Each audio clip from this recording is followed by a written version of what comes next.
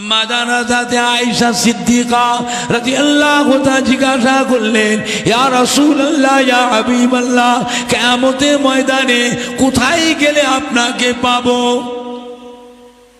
আল্লাহ নবী বিবি আয়েশা, আমার উম্মতির নেকি বদি গুনাহ এবং সওয়াব মিজানে ওজন করা হবে।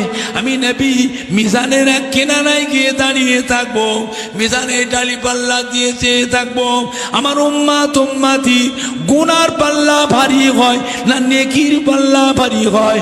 ও বিবি আয়েশা সিদ্দিকা, ওই জায়গায় আমি আমার উম্মতির ব্যাপারে দিওয়ানা হয়ে থাকবো।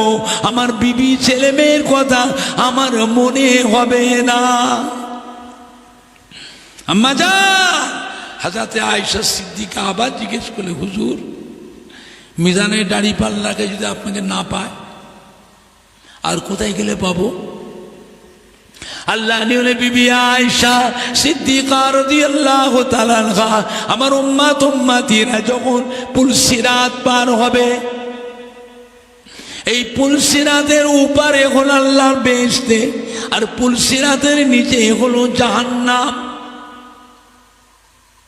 পুলসিরাতের উপরে বেহেশত, পুলসিরাতের নিচে হলো জাহান্নাম। আমার উম্মতিরা এখন পুলসিরাত পার হবে। আমি রাসূলুল্লাহ সাল্লাল্লাহু আলাইহি সাল্লাম পুলসিরাতে পারে চেয়ে থাকবো আমার গুনাহগার উম্মতিরা তারা কেমন করে পুলসিরাত পার হয়ে যায়। ও বিবি আয়েশা সিদ্দিকা, ওই জায়গায় আমি আমার গুনাহগার উম্মতি নিয়ে দিওয়ানা হয়ে থাকবো। ওখানে আমার বিবি ছেলে মেয়ের কথা আমার মনে পড়বে না।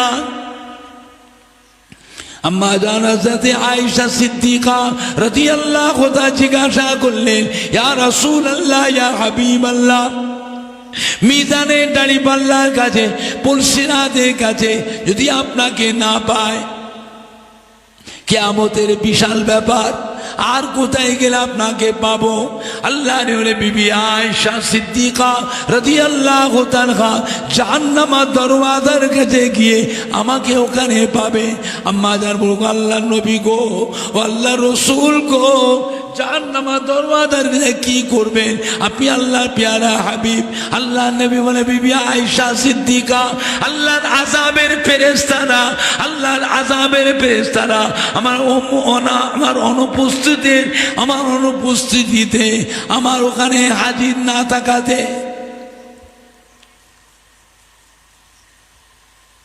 আমার অসাক্ষাতে আল্লাহর আযাবের ফেরেশতারা জানো আমার গুনাহগার উম্মতি গুলোকে জাহান্নামে ঢুকাতে না পারে। জোরে বলুন সুবহানাল্লাহ। জোরে বলবেন না? আর একটু জোরে বলা যাবে না?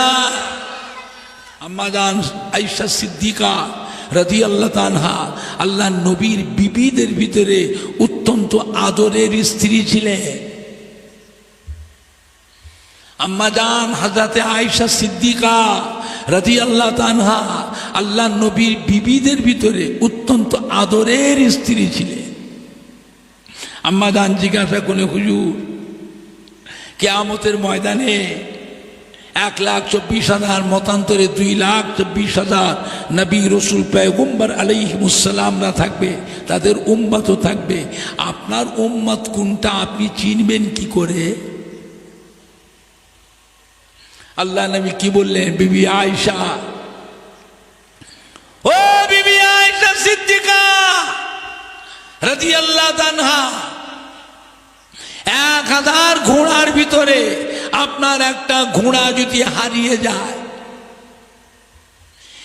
1000 ঘোড়ার ভিতরে আপনার একটা ঘোড়া যদি মিশে যায়, আপনার ঘোড়া আপনি কি করে চিনবেন? আপনার ঘোড়ার কপাল হলো সাদা কপাল, সাদা কপালওয়ালা ঘোড়া 1000 ঘোড়ার ভিতরে মিশে যায়, আপনার ঘোড়া সাদা কপালওয়ালা ঘোড়া আপনি চিনতে পারবেন না? পারবেন না।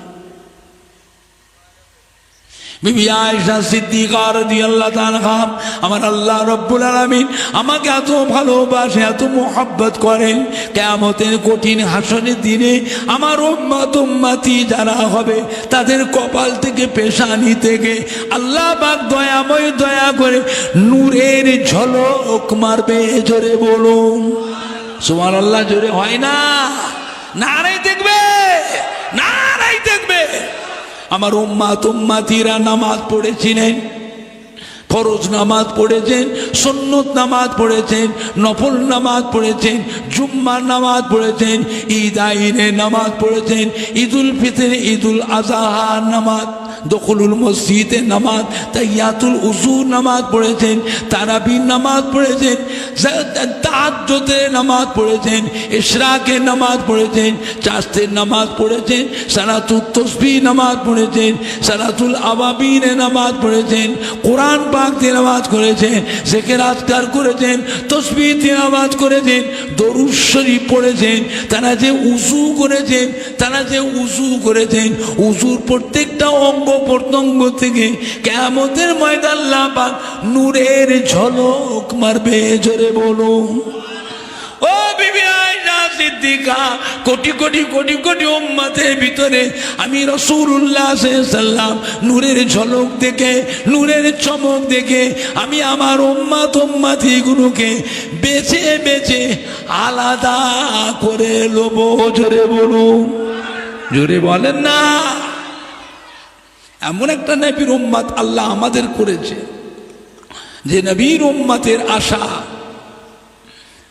নবীরাও করেছে। আল্লাহ আমাদের ঘরে নবী না করে, রাসূল না করে, পয়গম্বর না করে আপনার আখিরি জামানার পয়গম্বরের উম্মত করে যদি পাঠাতেন আমাদের জীবনটা ধন্য হতো। আর আমি আপনি সেই দোয়া চাইতে না চাইতে আল্লাহ পাক আমাদের ঘরে সেই নবীর উম্মত হিসাবে কবুল করেছেন। খুশি না বেজার?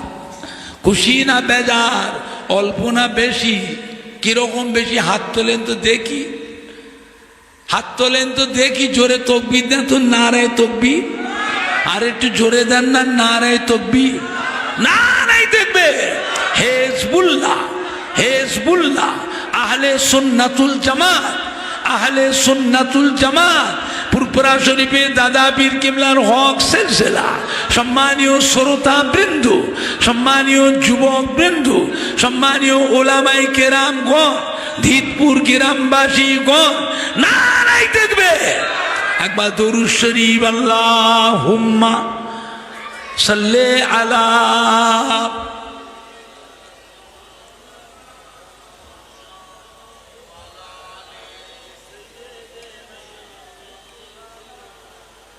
আল্লাহুম্মা সাল্লি আলা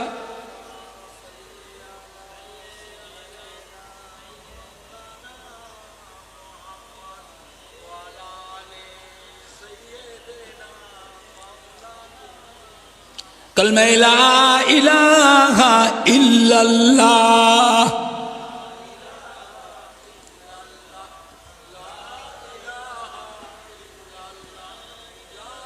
লা ইলাহা ইল্লাল্লাহ মুহাম্মাদুর রাসূলুল্লাহ সাল্লাল্লাহু আলাইহি ওয়াসাল্লাম। বাবা আল্লাহ ওয়ালাদের ইত্তেবা করে, আল্লাহ ওয়ালাদের অনুসরণ অনুকরণ করে, বুঝলেন? আল্লাহ নবী হযরতে হাসান বসরি রহমাতুল্লাহ আলাইহি রাস্তা দিয়ে হেঁটে হেঁটে যান। হুজুরের চলাফেরা পথের মাঝে একটা কবরস্থান সামনে পড়ল। কবরস্থানের পাশে হুজুর গিয়ে দাঁড়িয়ে গেলেন। কবরস্থানের পাশে দাঁড়িয়ে হুজুর সালাম দিলেন। সালাম দেওয়ার পর আল্লাহর ওলি হযরতে হাসান বসরি রহমাতুল্লাহ আলাইহি কবরস্থানের পাশে দাঁড়িয়ে দাঁড়িয়ে কোরআন পাক তিলাওয়াত করলেন। কোরআন পাক তিলাওয়াত করে দুটো হাত তুলে মোনাজাত করলেন। নেকিটা সওয়াবটা নিয়ে মুর্দাদের রুহে রুহে তাদের রুহে রুহে সবরেস্তানি করলেন, নেকিটা বক্সে দিলেন, বন্টন করে দিলেন। মোনাজাতটা শেষ করে আল্লাহর ওলি হযরতে হাসান বসরি রাহমাতুল্লাহ আলাইহি ওই জায়গায় দাঁড়িয়ে কাশফুল কবুরের দোয়াটা পড়লেন।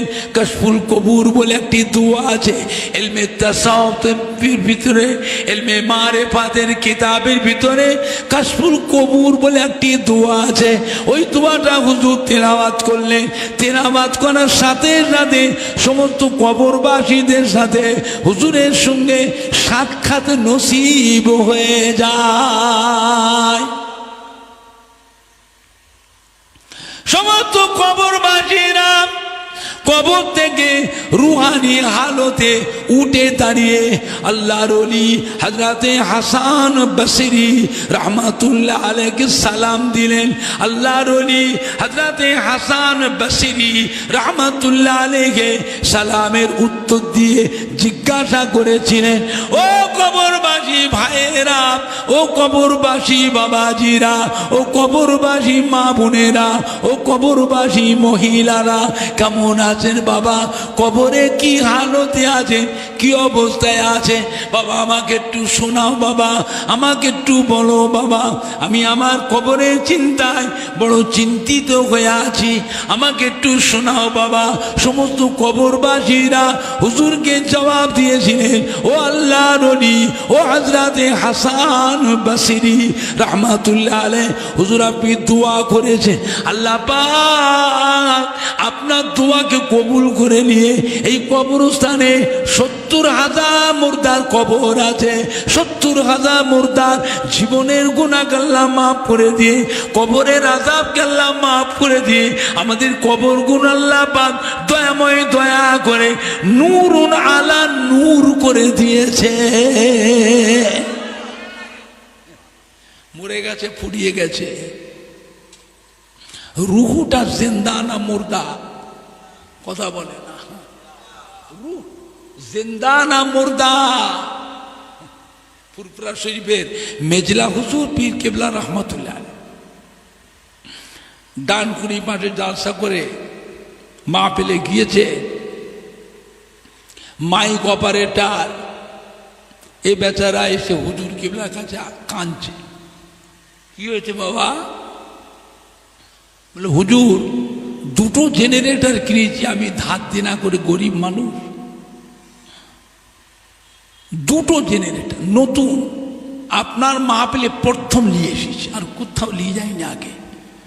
একটা মাহফিলে ওই মাথায় বসেছি, আর একটা স্টেজের পাশে পুকুর আছে, পুকুরে পাড়ে বসিয়েছি। এই পুকুরের পাড়ে যে জেনারেটরটা বসিয়েছি, এইটা একবার করে চলছে, ধক ধক ধক ধক করে চলছে, বন্ধ হয়ে যাচ্ছে। সন্ধ্যা থেকে মাথা খারাপ হয়ে জালসা কমিটির ছেলেরা যা ইচ্ছা তাই বলছে। হুজুর নতুন জেনারেটর, মিস্ত্রি নিয়ে এসে খুলে খালে দেখছে, সব ঠিক আছে। আল্লাহর ওলি একটু আমাকে একটু আশীর্বাদ করেন বাবা, আমি কি করব? হুজুর বললেন কোথায়? আমাকে নিয়ে চলো।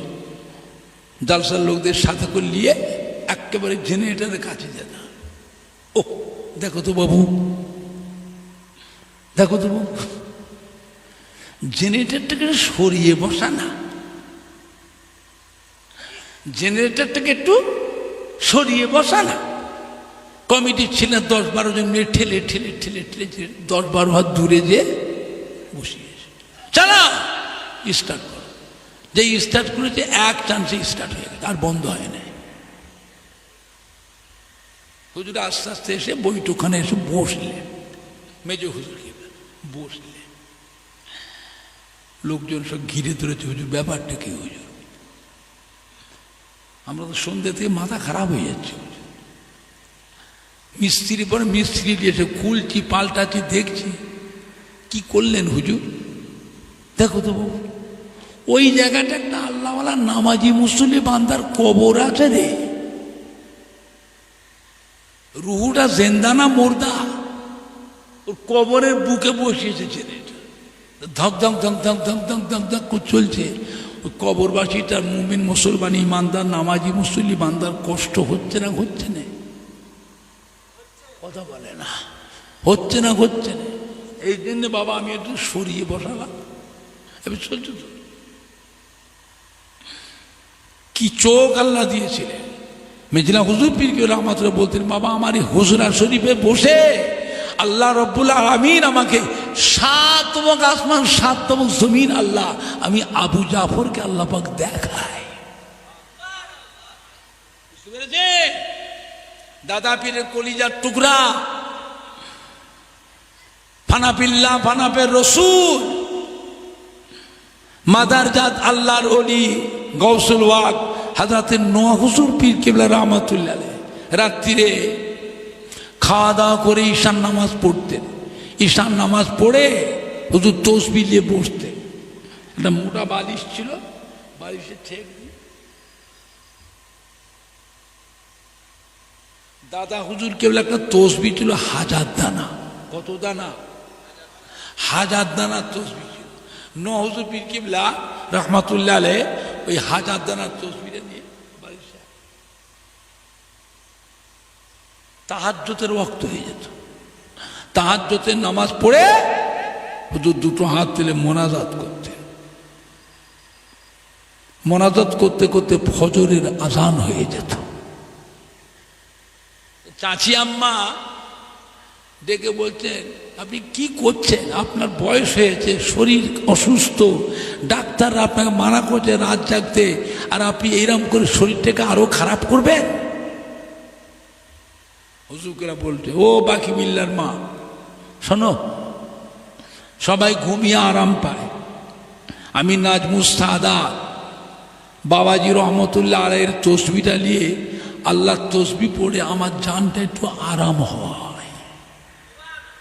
সবাই ঘুমিয়ে আরাম পায়, আমি এই তসবিহটা নিয়ে বসে বসে আল্লাহর তসবিহ পড়ি, জিকির আজকার করি, কলমা শরীফ জিকির করি, সুবহানাল্লাহ তসবিহ পড়ি, আমার জানটা একটু আরাম হয়। বাবা জানে একটু আরামের দরকার আছে না? নাই। সবাই তো ঘুমিয়ে আরাম পায়। আমি আল্লাহ দরবারে দুটো হাত তুলে দোয়া করি, মুনাজাত করি, আমার নবী পাকের গুনাহগার উম্মত উম্মতির জন্য আল্লাহ পাকের দরবারে দোয়া করি। আল্লাহ আমার নবীর গুনাহগার উম্মতের কবর আযাবকে মাফ করে দিন। আল্লাহ পাক আমার দয়ার নবীর গুনাহগার উম্মত উম্মতির আযাবুল কবর থেকে আল্লাহ নাজাত দিন। আল্লাহ আমার নবী পাকের গুনাহগার উম্মত উম্মতি দিগকে জাহান্নামের আযাব থেকে নাজাত দিন। আল্লাহ আমার নবী পাকের উম্মত উম্মতি দিগকে আপনার দয়ার জান্নাত নসিব করুন। পেছন থেকে আল্লাহ নবী এসে মদিনা শরীফ থেকে আমার দয়ার নবী, নূরের নবী, হায়াতুন নবী এসে আমার মাথার উপর হাত বুলায়, ও বাবা নাজমুস সাদাত, ও বাবা নাজমুস সাদাত, মোনাজাত শেষ করেন, মোনাজাত শেষ করেন। বাবা বাবা নাজমুস সাদাত আপনার দোয়াকে আল্লাহ পাক কবুল করে নিয়েছে। ও বাবা নাজমুস সাদাত, আল্লাহ পাক আপনার দোয়াকে কবুল করে নিয়ে আমার গুনাহগার উম্মত উম্মতির জীবনের গুনাহ আল্লাহ মাফ করে আযাবুল কবর থেকে আল্লাহ পাক নাজাত দিয়ে দিয়েছেন। ও বাবা নাজমুস সাদাত, আমি রাসূলুল্লাহ সাল্লাল্লাহু আলাইহি ওয়াসাল্লাম আপনার মতো উম্মতকে আমি রাসূলুল্লাহ ভালোবাসি। কে ভালোবাসলো না বলে বয়ে গেল। একে আল্লাহ আল্লাহ রসুল ভালোবাসে, তার কোনো চিন্তা আছে? বুঝলেন? পুরপুরা শরীফ ছোট ছোট পীর কেবলা রহমাতুল্লাহ ভগবতীপুর বাজার থেকে মাহফিল করে আসছেন, বাড়িতে আসছেন হুজুর কেবলা দিনের বেলায় মাহফিল সেরে আসছেন চক্কিস্টামপুর বাজার। চক্কিস্টামপুর পার করে এসে দেখে কতগুলি মানুষ একটা খাটিয়া, মাইয়েদের খাটিয়া কাঁধে করে নিয়ে কলমা শরীফ পড়তে পড়তে গোরস্থানের দিকে যাচ্ছে।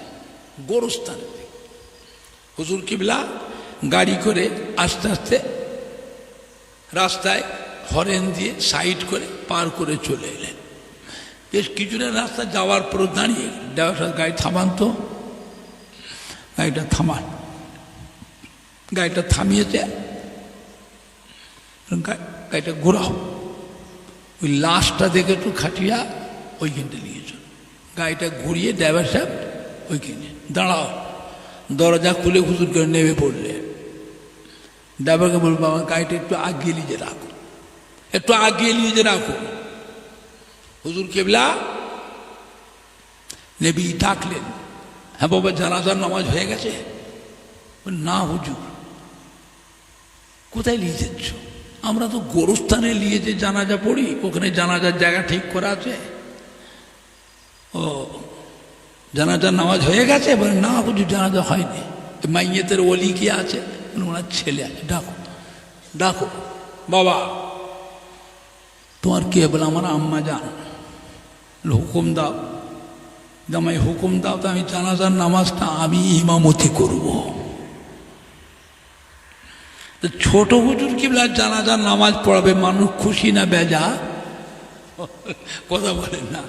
ছোট হুজুর আমি জানাজার নামাজটা পড়াবো বাবা, ওই হুকুম দাও। বলছে হুজুর আপনি জানাজা, মুসলিমের সবাই হুজুর আপনি জানাজা পড়ান, হুজুর পড়ান আপনি জানাজা। ইমামকে ডাকলেন, বাবা ইমাম সাহেব আপনার মহল্লার ইমাম আপনি, এই জানাজার হক আপনার, আমি হুকুম দাও।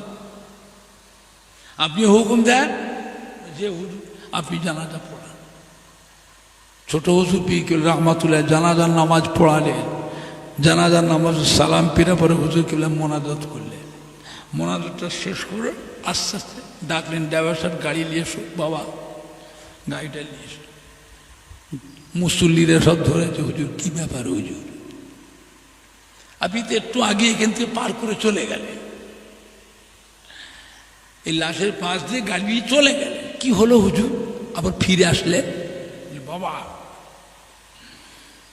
এই মাইয়েতটার এত আমল বেশি, আমি দেখে থাকতে পারলাম না। আমলটা এত বেশি আমি দেখে থাকতে পারলাম না। কি আমল করতো বাবা? না হুজুর তেমন কিছু আমল করতো না হুজুর, তবে নামাজ পড়তো, রোজা রাখতো, নফল রোজাও রাখতো, নফল নামাজও পড়তেন না। আর কি করতো? ঠিক করে বল আর কি করতো? বলো হুজুর মহিলাদের যখন প্রসব বেদনা উঠতো, ওই মহিলার কাছে যে যদি কেউ যদি খবরটা পৌঁছাতো, দিন বলো দুপুর বলো রাত বলো কোনো কথা নেই, যত রাতই হোক সঙ্গে সঙ্গে একটু পান খাওয়া অভ্যেস ছিল। কয়েকটা পান টপ টপ করে বাটা থেকে সেজে নিয়ে কারোর বাড়িতে এক গ্লাস শরবত বলে একটু চা বলে খেত না। পান খাওয়া নিশা ছিল, ওই পান বার করে একটা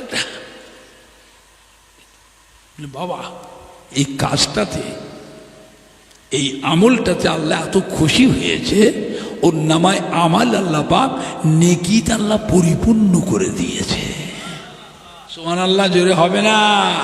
সুবহানাল্লাহ জোরে হবে না? আল্লাহ কি চোখ আল্লাহ দিয়েছিলেন, রুহানি চোখ। এ চোখ কোথায় হয়?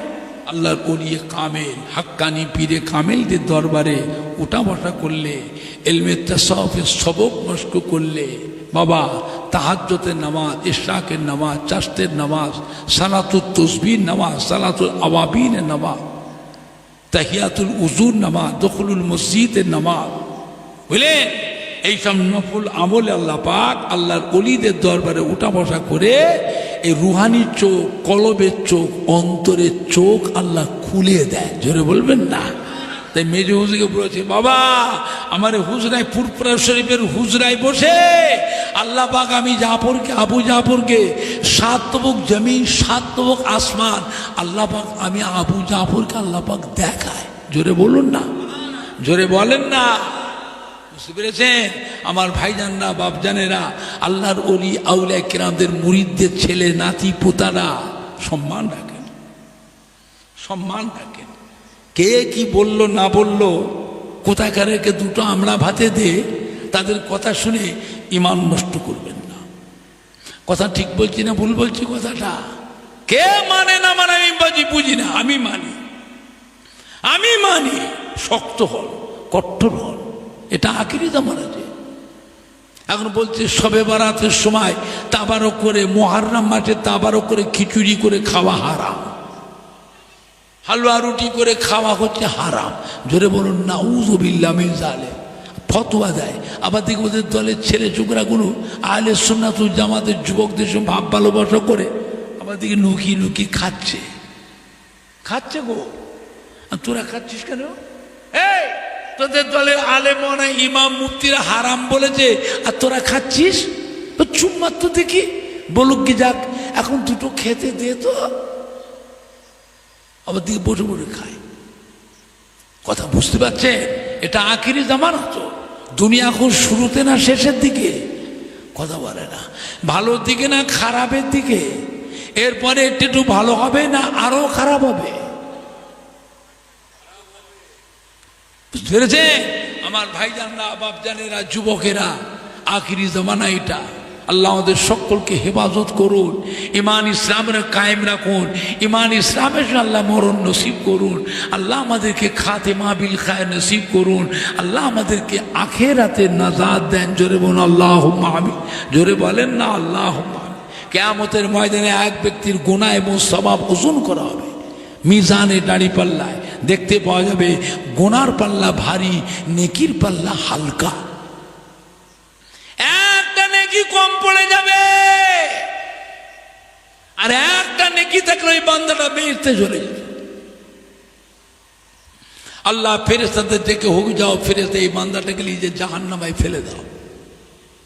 আল্লাহর ফেরেশতা ধরে টেনে টেনে নিয়ে জাহান্নামায়, ও বান্দাটা কাঁদবে, আল্লাহ আমায় জাহান্নামায় দেবেন না। আল্লাহ, আল্লাহ গো, আমার এই শরীরে আপনার জাহান্নামের আযাব সহ্য করতে পারবো না। আল্লাহ, আল্লাহ পাক আমায় জাহান্নামায় না দিয়ে আমাকে একটুখানি সময় দেন। সময় কি করবি না, কিয়ামতের ময়দানে আমার অনেক আত্মীয় স্বজন আছে, আমি একটু চেষ্টা করে দেখি কারো কাছে ঘুরে ঘুরে যে একটা নেকি সাহায্য পায়, তাহলে জাহান্নামের আযাব থেকে নাজাত পেয়ে যাব। আল্লাহ বলে, বান্দারে তোকে কে নেকি দেবে? কিয়ামতের ময়দানের অবস্থা দেখছিনি? কত তব্বর আলেম, মওলানা, হাফেজ, কারি, ইমাম, হুজুর সাহেব, পীর সাহেব সবাই হাই হাই করে কাঁদছে। আজ কিয়ামতের ময়দানে আল্লাহ চুল চুল হিসাব নেব, চুল চুল হিসাব নেব, তোকে কে নেকি দেবে? তবুও কাঁদবে, আল্লাহ একটু সময় দেন না, আল্লাহ চেষ্টা করে দেখি। আল্লাহ রব্বুল আলামিন ছেড়ে দাও, ফেরেশতা ওকে জাহান্নামে এখন দিও না, ছেড়ে দাও। আল্লাহর বান্দা কিয়ামতের ময়দানে কাঁদতে কাঁদতে ছুটবে। গোটা কিয়ামতের ময়দানে কোটি কোটি কোটি কোটি বান্দার ভিতরে খুঁজে খুঁজে মাকে খুঁজে বের করবে। জনম দুঃখিনী মা, মায়ের কাছে কে কাঁদবে? আম্মা জান, আমি আপনার সন্তান, আজ কিয়ামতের ময়দানে একটা নেকি কম পড়ে গেছে, মা জাহান্নামে চলে যাচ্ছি, মা আমাকে একটা নেকি সাহায্য করবে, তাহলে জাহান্নামের আযাব থেকে বেঁচে যাব। মা বলে, বাবারে তোকে এই সময় একটা নেকি দিতে পারবো না। কেন? তোর হিসাব হয়ে গেছে, তুই জানতে পেরে গেছিস তোর একটা নেকি কম পড়েছে, আমার এখন হিসাব হয়নি।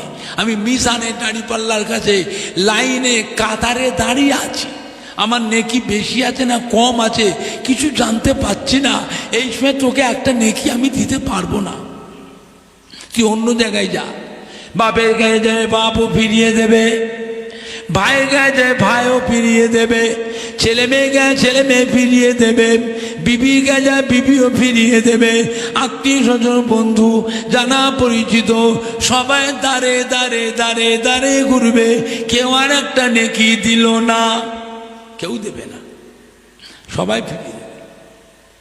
এখন বান্দা তো নিরুপায়, এতক্ষণ কাঁদছিল, দাঁড়ে দাঁড়ে ঘুরছিল, যে আশায় কাঁদছিল, যখন নিরাশ হয়ে গেছে কেউ দেয়নি, এবারে কান্নাটা বেশি হবে না কম হবে?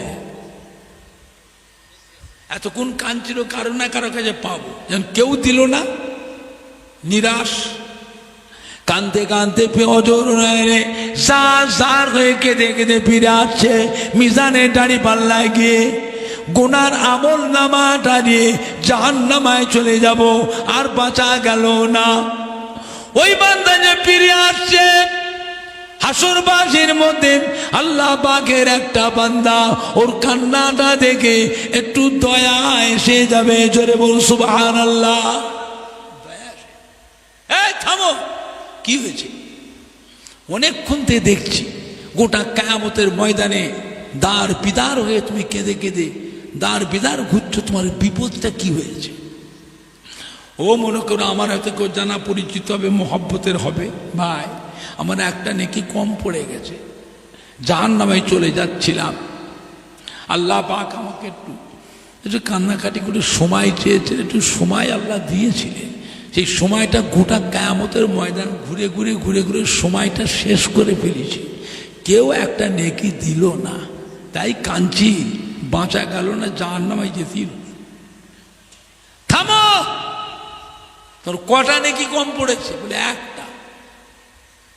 এদিকে এসো,